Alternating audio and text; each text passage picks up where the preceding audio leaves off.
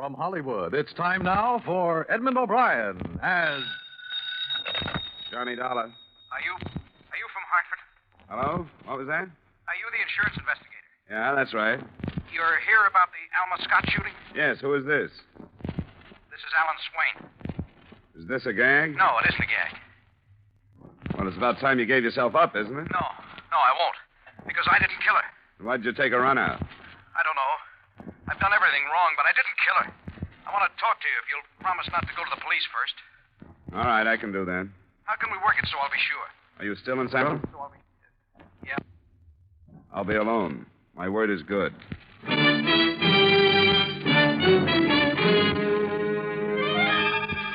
Edmund O'Brien in a transcribed adventure of the man with the action-packed expense account. America's fabulous freelance insurance investigator. Yours truly, Johnny Dollar.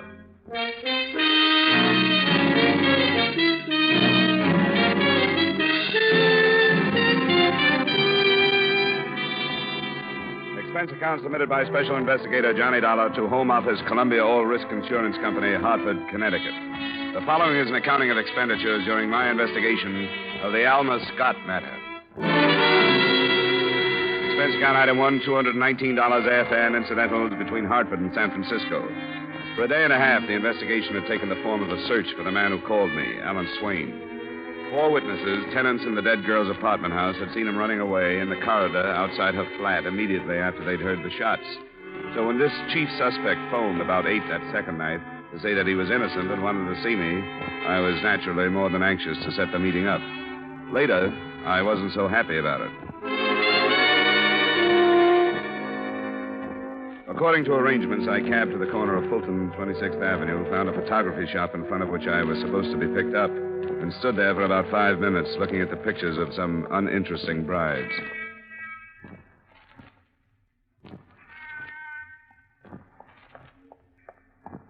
Hello, mister. Hi. Did you marry one of those? No, thanks. I'm supposed to meet somebody here. You live in the neighborhood? No, I'm from Hartford, Connecticut. And I guess we were fated to meet. What about the guy that called me? I thought he was going to show up. He changed his mind. I'll take you to him. Come on, there's a cab waiting around the corner. I memorized the number of the cab, hoping it might have picked her up at some address that might be useful later. It was a silent trip. The girl with a pretty but rather hard face slumped in her corner, looking almost bored except for the fact that she smoked one cigarette after another. When we left the cab in front of the cafe on a coast highway, she took my arm and led me away from the lights, across the road toward the sand.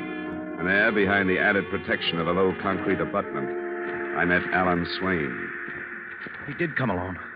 You weren't followed, were you? Ask him. I've gotten out of the habit of trusting people, so I wouldn't want to say. I told you my word was good, Swain. Maybe you deserve it, maybe you don't. What do you mean? Well, from the beginning, I haven't been able to figure how a guy like you got mixed up with a woman like Alma Scott. I wish you'd been here a month ago to knock that into his thick skull. Oh, lay off, Helen. It doesn't do any good now. It never did. I didn't kill her, Mr. Dollar. I swear I didn't. And why have you done everything a guilty man would do? You were seen running away from the scene and getting into your car. You abandoned that.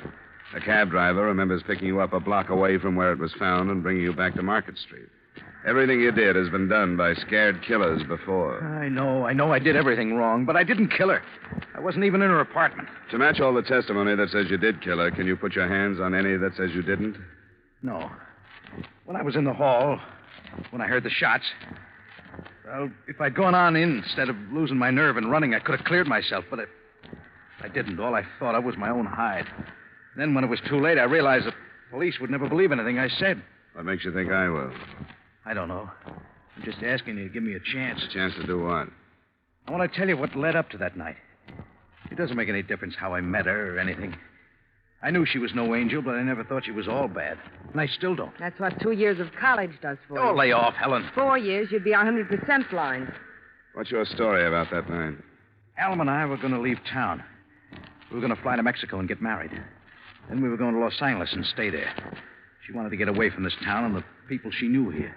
I don't think that's worth much, but is there any way I can check it? Plane reservations? Yeah. They're under the name of A.J. Hall for next Friday night at 9. What airline? Cal, Mexico. Why the switch in names? Alma said there might be people who wouldn't want her to leave, and she didn't want it to leak out. We were going to cancel the reservations under that name and make them under our own Friday morning to match our identification at the border. Who was she afraid of?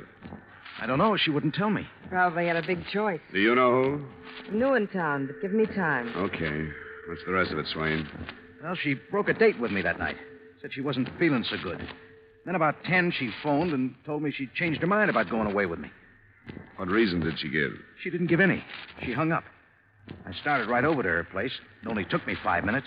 When I got there, I stopped just outside her door because I heard her talking to somebody. What about? Well, I didn't understand the words, but she was sort of screaming. I started for the door again, and that's when I heard the shots. And I don't know what happened to me, except that I thought whatever was happening was somehow my fault. And I ran. That's all I know. That's all? Yeah. What do you think I can do with that? I don't know, but it's the truth. There must be a way you can find out who was in there with her. Don't you have any idea who it was? No. Man or a woman? Why, a man. It must have been a man. Did you hear a man say anything? No, but there must be some way to find out who was there. I don't know what it is, but I'll follow it up. And you won't tell the police? About meeting you? I doubt they'd believe me if I did. You can phone me if you think of anything. All right. Are you coming with me, Helen? Not cricket to pick a man up and then just drop him. Maybe I can lure him into the bar over there so he won't see you leave. Think you can afford me? Temporarily, yeah.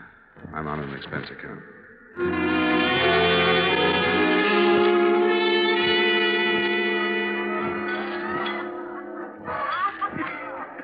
Hello. The bar, or do you want a booth? Booth, please. This one over here okay? Yeah, sure, it's fine.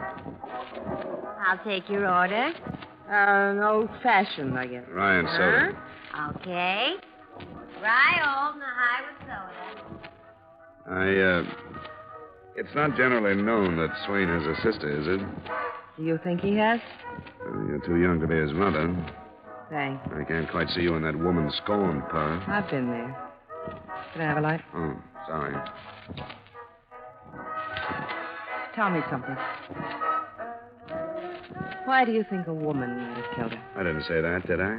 I asked Al if he knew whether it was a man or a woman. It was nothing but wishful thinking. She carried a life insurance policy with a half-sister as beneficiary. We can't find her. I hadn't even thought of that kind of an angle. It never crossed my mind that she was killed for any reason except what sort of a dame she was. What kind? Oh, don't get me started. Hasn't anybody else's name come up? She knew a lot of men. It's been open and shut against Swain. With that lineup of witnesses, the police certainly have no reason to chase after anybody else. Any ideas? Yeah. The guy she dropped when she put a leash on Al. His name is Walter Helm. The police know him if you don't.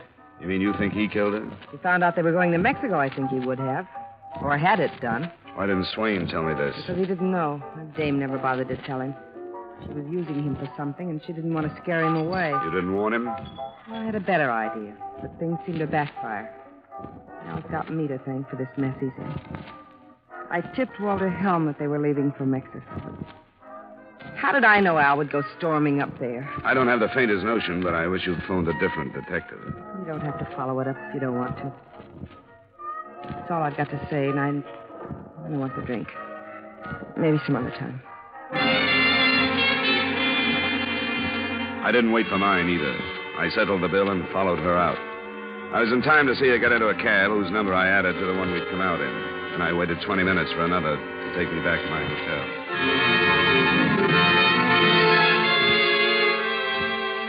I had no idea of sharing with the police or tossing at Walter Helm the vague hearsay evidence that had been given me. It seemed to me the logical place to go was back to the tenants in Alma Scott's apartment building. And the developments that followed paint a fairly true picture of that hindrance to accurate investigation, the average witness. I won't bother quoting all four at the address, but Mrs. Swinehart will serve as a composite. Why, yes, Mr. Dollar. I'm glad that I can be of service. I'll do anything I can. Thank you, Mrs. Swinehart. I just come from talking with Mr. Robertson down the hall. Oh, yes. Didn't you say that he was already in the corridor the other night when you got there? Yes, he was. Uh-huh. Well, he seems to think now that you were there before he was. Oh, but that's not so. I remember distinctly. I went out, and as you know, the Robinson apartment is across and to the rear of the one that woman lived in. Toward the rear of the building from Miss Scott. Yes. Well, why, when I went out, the first person I saw was Mr. Robertson, standing there. Then I heard the sound of running up toward the front and saw this man. He was running toward the street entrance? Yes, he was. So you looked very briefly toward the rear. And saw Mr. Robertson. And then turned toward the sound. Yes. Uh-huh. Are you absolutely positive that it was Mr. Robertson you saw? Oh, of course I am. Was anything said? No. Nobody said anything for a minute. We were startled, you know. Now, Mr. Robertson remembers that as soon as he came out and saw you, he asked you what had happened. Oh, well, Mr. Robertson was wrong. He was there when I came out. If he said anything, I didn't hear him. Could it be that you expected to see Mr. Robertson standing where you had so often seen him, and after a glance that took maybe a second, your mind automatically said, that is Mr. Robertson? Mr. Dollar, I know what I saw. What's the meaning of this? It's just possible that there was a second man mixed up in this thing the other night. A man who might have come out of Miss Scott's apartment and instead of bolting toward the front entrance, gone quietly to the rear stairway and out the back. Oh, dear. That's why it's so important that you're sure. Could it have been someone else that you glanced at and glanced away from? Someone who left while your attention was on the running man? Oh, I was sure it was Mr. Robertson. The second time you looked, it was. We're all sure of that. For that first glance. I was so sure. It might be that Swain, who looked so guilty, might not be. It could be the difference between life and death to him. Oh, now you have confused me. I was so sure.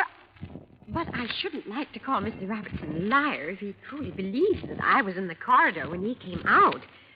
After all, it all was so sudden and shocking. I suppose anybody's mind could play tricks, as you say. Will you come and talk to Mr. Robertson with me? Oh, dear. Yes, I will.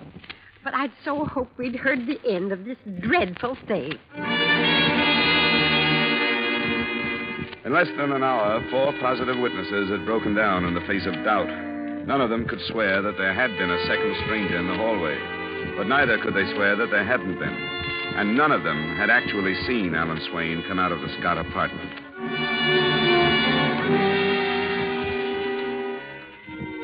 I didn't look forward to telling the police what was happening to their open and shut case without at least something constructive to offer. At 3 that afternoon, I still didn't have it, but I got it when I stopped by my hotel to check the phone calls. The clerk told me that a Mr. Walter Helm was waiting for me in the bar, first table to the left.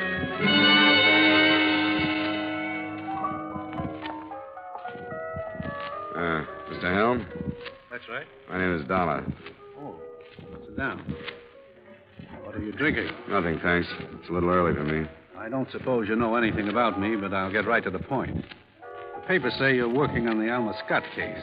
I have an interest in it. She was a friend of mine. Oh? You've got to do something about finding that maniac that killed her. Well, if you think you can help, you ought to go to the police. I don't want to go to the police. I want to talk to you. Where can we do it in private? Your room? I guess so, if you've got reason to keep it that private. I have. Come on. Which way do we go?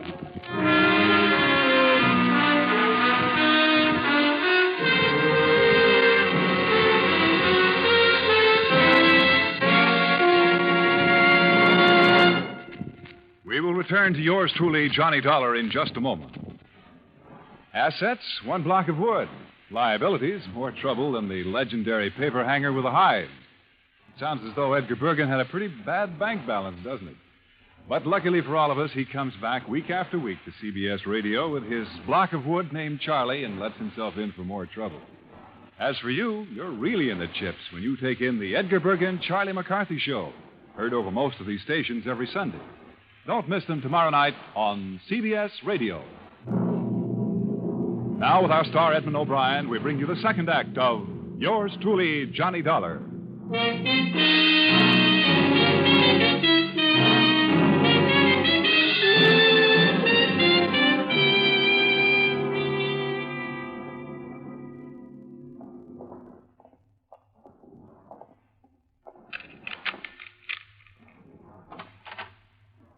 Go ahead. After you. Thanks. What's the matter, Dollar? I don't get you. Yes, you do. You're acting funny, like you've got certain ideas about me. Your name came up in a conversation last night. What about? The killing you've got an interest in. What else? Who was this conversation with? You don't expect me to tell you. We won't get any place this way. Somewhere along the line, you picked up the wrong idea about me. Let's get it straightened out. I just spent an hour looking you up in a newspaper morgue. That's hardly the way to build towards a fast and strong friendship. That's business. It's got nothing to do with you and me. I came here to talk about Alma. Well, let's get it over with then. I'll level with you. I've been waiting for a call from the police, and it hasn't come. I know they'll pin something on me if they can. They've been trying for years. That's why I want to do something about seeing that Swain maniac picked up. So it can be pinned on him? That's where it belongs. I don't care what you think about me. You can't go along with them letting a crazy killer go free because they want to put me away, can you? I didn't know that's what they were doing. They will if they get the chance. What did they do with that check? Burn it up?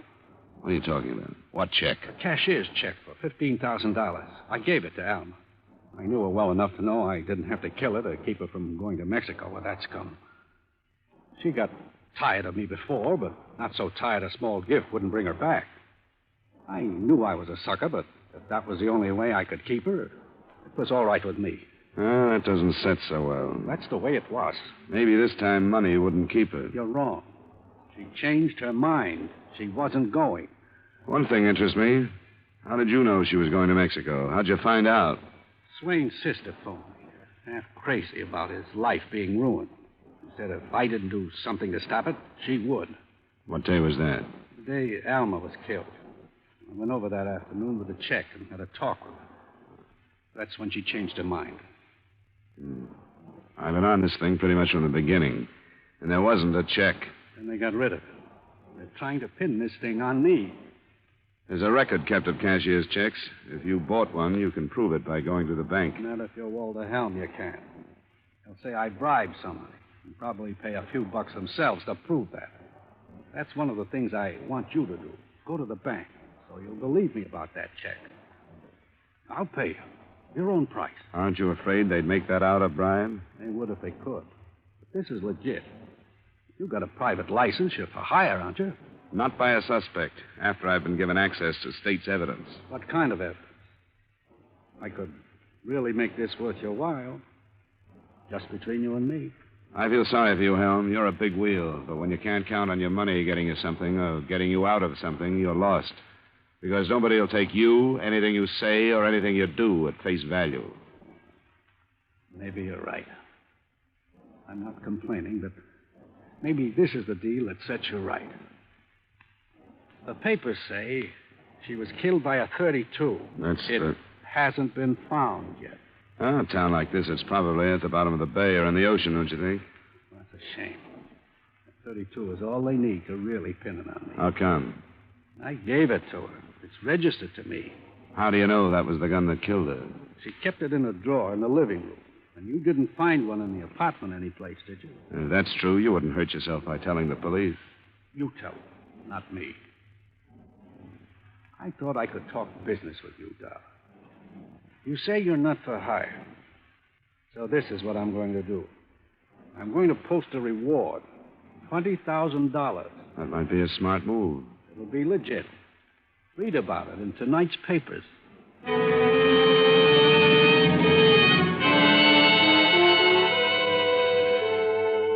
The notice made the front page of the paper I got under the caption, Fooling Murder Sparked by Reward. And strangely enough, it sounded sincere, not slanted toward Swain as I'd halfway expected, but offering $20,000 for any information leading to the arrest and conviction of the person or persons who murdered Miss Alma Scott. I didn't know how the police fared, but as far as I was concerned, reaction set in almost immediately.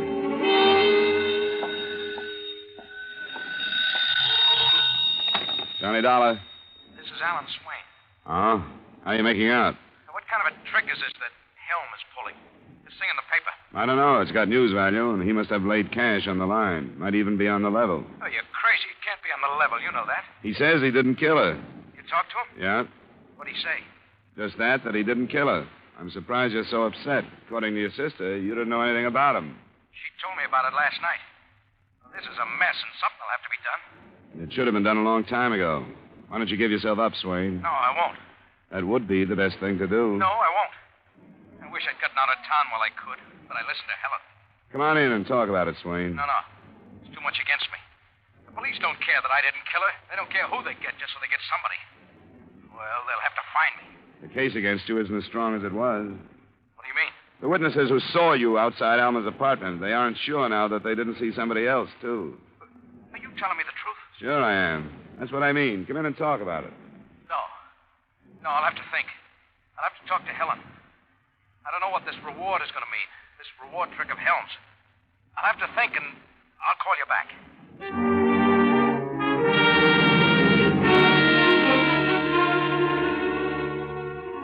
phone rang again about an hour and a half later. I thought it was Swain, but it wasn't. It was Lieutenant Halloran at police headquarters. He had a confession to Alma Scott's murder that he wanted to talk to me about. It was made, he said, by a woman who claimed she was Alan Swain's sister.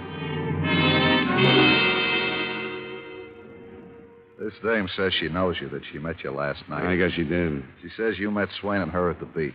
This guy phoned me, Lieutenant. It could have been a crank. It could have been anything. I met them, and nothing they said would have done you any good, so I didn't bother with it. Bother me with it? With what we haven't had, did you think I'd mind picking up a suspect? You know my racket. Sometimes I have to give my word. If I get out of the habit of keeping it, I'm going to miss a lot of bets. Sometimes I wish I was still a private cop and could get away with that stuff again. You are one? Yeah, Seattle until 49. Then you understand. I'm not supposed to. I tell you, what they gave me just broke down the case you were building. Now it looks like there's nothing to it. What'd she say? Last night, did she question you as to why you thought a woman might have killed Alma Scott? Yeah. A beneficiary, the only possible insurance angle in the case, by the way. She said that when you mentioned that, she figured you had something on her. When the reward was posted, she decided to give herself up. You sound like you don't quite believe her, Lieutenant. Well, I'll be honest. I don't know. You think she's protecting her brother? I said I don't know. You want to talk to her? If it'll help. I'll send you.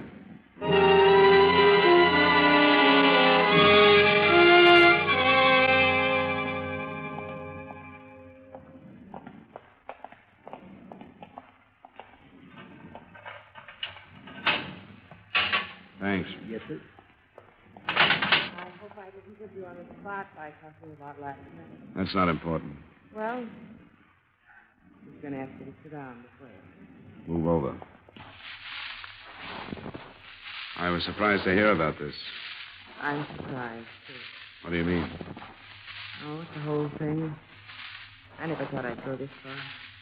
Get rid of people who were hurting me. Murder is pretty far. You think it was worth it? I don't know. I had to get him away from that thing. I didn't grind through burlesque houses for 10 years to let that happen. Been taking care of him that long? Longer. I'm not beaten. Guess I took my mother complex out on him. Sent him to school. Even 2 years of college. I guess it was wrong. I guess I spoiled him more than Mom would have. After going that far, I couldn't stop when that eagle got her claws into him. I don't think you killed her. Neither did that cop, but I did. When I learned she and Al were going to Mexico, I went up there and had it out with her. You said you called Walter Helm. I did, but he wouldn't do anything, so I said I would. He told me he went to see Alma and that she changed her mind about going. That's not what she said to me. What then? I went there about 9:30. Told her to lay off my brother, and she laughed at me, so I killed her. Where'd you get the gun? I had it. What caliber? 32. After you killed her, what'd you do?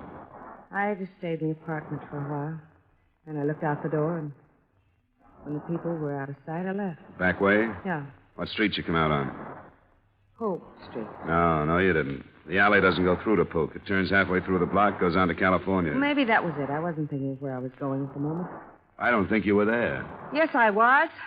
Oh, please, he didn't kill her. He wouldn't have. You don't kill something you love, and he thought he loved her. It takes only a split second for love to turn into hate. He didn't kill her. I told you I did.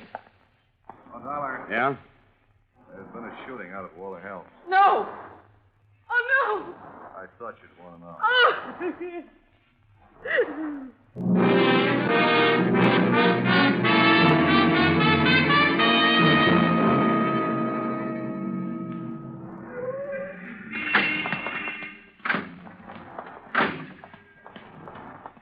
Hey, Lieutenant.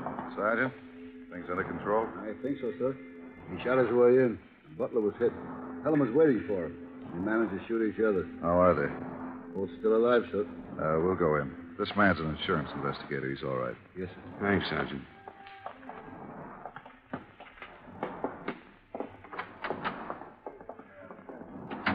Where's Swain? Right over there, sir. Thanks. Swain. Swain? Swain? Remember me? Yeah. Yeah. Did I kill him? We don't know yet. I hope I did. He took her away from me. He her away from me. How, Swain? He said he gave her a check and she changed her mind about going with you. He took her away from We better leave him alone. He's in pretty bad shape. A long shot, I think. Helm is over there. Hello, Helm. Never thought this would happen over some dame, did you, Copper? Take it easy. What happened, Helm? I heard the shots at the door. And there he was. Why'd he come here? I don't know. There's only one reason, Helm. You know it, and we know it. Doesn't make any difference, does it? Sure. I killed her. She was going to leave. I couldn't buy her back. So I stopped her the only way I knew.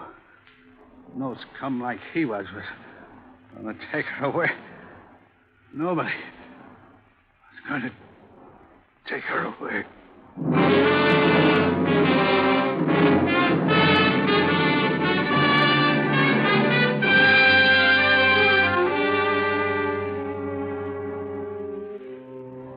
Expense account item 2, $134 miscellaneous.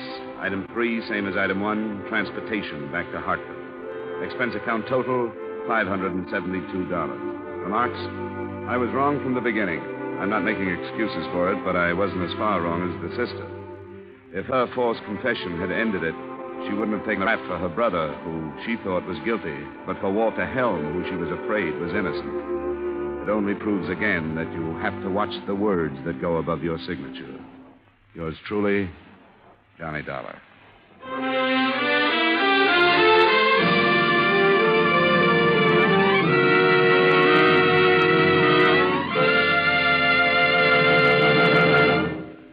Yours truly, Johnny Dollar, stars Edmund O'Brien in the title role and is written by Gil Dowd with music by Wilbur Hatch.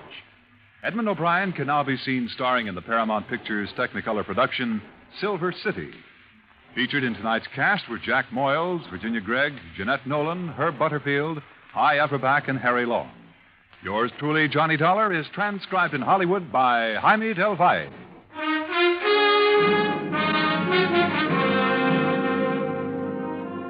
This is Dan Coverly inviting you to join us next week at this time when Edmund O'Brien returns as... Yours truly, Johnny Dollar.